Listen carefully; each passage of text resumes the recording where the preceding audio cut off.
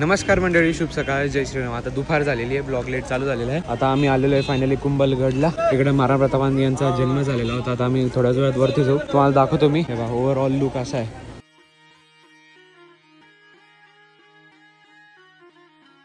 इकडे मंदिर आहे, त्यानंतर तिकडे अजून काहीतरी आहे, तिकडे जाऊ आता फिरायला। पण आधी आम्ही तिथं वरती चाललोय, तिथं महाराणा प्रतापांचा जन्म झालेला आहे, त्या जन्मभूमीवर आम्ही आता आहोत। आणि आता थोड्या वेळ तिथं वरती चाललो। बघा पब्लिक पण खूप आहे, संडे आज तरी पण। तिकडे बाकीचं गाव पण बसलेलं आहे वाटतंय, गाव वगैरे लोकांचे घर आहे तिथं। हळूहळू चालू आहे, आता सगळं चाललो, हळूहळू वरती जाऊ।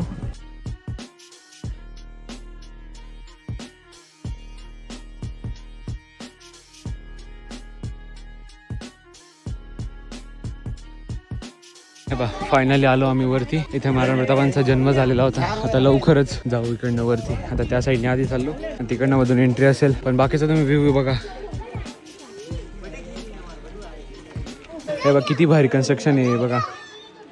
मी तर तुम्हाला एकच सांगेल, तुम्ही पण या व्हिजिट करा। आधी पण तेच सांगत होतो, आता पण तेच सांगेल। त्या टाइमचे रूम्स बघा कसे होते, हे लाकूड अजून जसं तसंच आहे, म्हणजे बघा तुम्ही किती। आणि आजकालचे जे इंजिनियर्स आहे त्यांनी बांधलेलं लगेच 10 वर्ष राहतं पडक खलास। पण आता बघा किती भारी। त्या टाइम्सला बघा जाळ्या सुद्धा होतात, जाळ्या लावलेल्या बघा। इकडं किती भारी जागा आहे, इकडं झाड वगैरे। इकडं कुंभा महल म्हणून आहे, मंदिर आहे मध्ये एक। इकडं आहे पा, इकडं मध्ये काय माहिती। ही आहे ती जागा जिथं महाराणा प्रतापांचा जन्म झालेला आहे, पण तिला आता लॉक करून ठेवलं नाही। आमची होत्या महाराणा प्रताप बघा काय करतोय।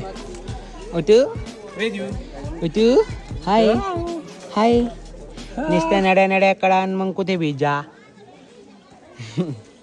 ते तिकडचे दरवाजे बंद होते, पण इकडचा दरवाजा ओपन आहे। तर ही फायनली ओपन आहे हा पॅलेस। हे पहा इकडे बघा, विचार करा ना, इकडे महाराणा प्रतापांचं बालपण गेलं। जसं आता आमचा वेदू आहे डुगरू, तसं इथं महाराणा प्रताप कधी खेळायचे त्या टायमात। आता आम्ही तिथंच आहे। कसं वाटते दीदी? मस्त। ते वेदूला इथं ठेवते का? नको। हा बरं, तो वेदू हे महाराणा प्रताप नाही। वेदूला आतो इथं। हे बघा काय भारी आर्किटेक्चर वगैरे। हे बघा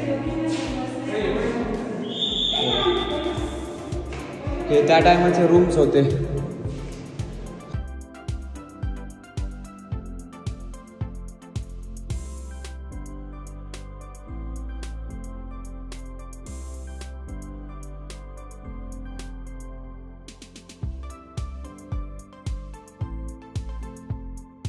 सो आम्ही आता इकडे टेरेसला आलेलो आहे। पूर्ण खूप मोठा व्ह्यू आहे। तेव्हा ही जी भिंत दिसते का, टोटल 36 किलोमीटर्सची पूर्ण डोंगरच्या अवतीभोवती। आणि एवढी हवा चालू ना वरती, बस कधी तर मजाच। जे उन्हात पण एकदम थंड वाटते। इकडे मध्ये एक मंदिर पण आहे। फायनली आमचं झालेलं आता फिरून। दादा कसं वाटलं? कुंभलगड एकदा व्हिजिट करा, खूप छान आहे। आज जे आम्ही चालतोय हे जर तुम्ही बघितलं, अशी जवळपास 37 किलोमीटरची भिंत आहे। आणि इथून जवळपास 3 ते 4 घोडे एका वेळेला चालू शकतात, एवढी मोठी भिंत 37 किलोमीटर पूर्ण डोंगरांमधून काढलेली। आणि हा पूर्ण नॅचरल रोड आहे, नक्की व्हिजिट करा। फक्त चढायच्या टायमाला अवघड आहे, उतरायच्या टायमाला एकदम सोपं आहे। म्हणजे कुठेही जा, उतरायच्या टायमाला सोपत राहतं म्हणून। आता आम्ही चाललोय गाडीकडे। हे पहा इकडे तोप्स वगैरे ठेवलेले आहेत, हे दिसले तोप्स? हे रे कुठे, हे पहा ही इथे लॉक करून ठेवलेले, जाता नाही आलं तिथं। हे बघा त्या टायमाचे डोअर्स बघा कसे होते। घुसला तर गेला। हे बघा तिकडे एक मंदिर आहे, त्यानंतर इथं खाली एक मंदिर आहे। बापरे बघा किती दूर भिंत आहे भाई।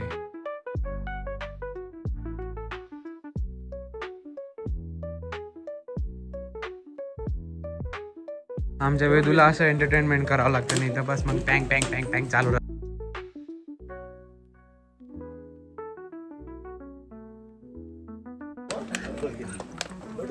मस्त आता झालोय रिलॅक्स। आता आमचा फोटोशूट चालू आहे मस्त एवढा निसर्गरम्य वातावरणामध्ये। फोटो काढायचे का? हे घ्या। सो आता इकडं पाणीच्या लेक जवळ थांबलेलो आहे, अजून फोटोशूट वगैरे करू। हे बघा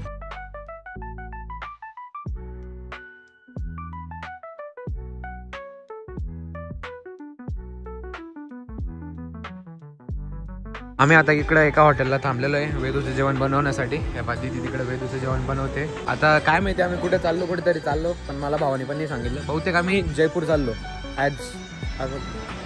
माहितीनुसार जयपूर चाललो असं मला वाटतं. बघू आता पुढे कुठे चाललो होतं. सो फायनली आम्ही इथं पिंक सिटीमध्ये एंटर केलेलं आहे आणि मी व्हॉइस ओव्हर करतो या व्हिडिओला, कारण मी त्या टायमाला बोलू शकत नव्हतो कारण वेदू झोपलेला होता गाडीमध्ये. सो असं आहे पिंक सिटीमधून. सो आजूबाजूला पूर्ण सेम कलर्सचे घर आहेत. कितीतरी किलोमीटरमध्ये सेमच आहे.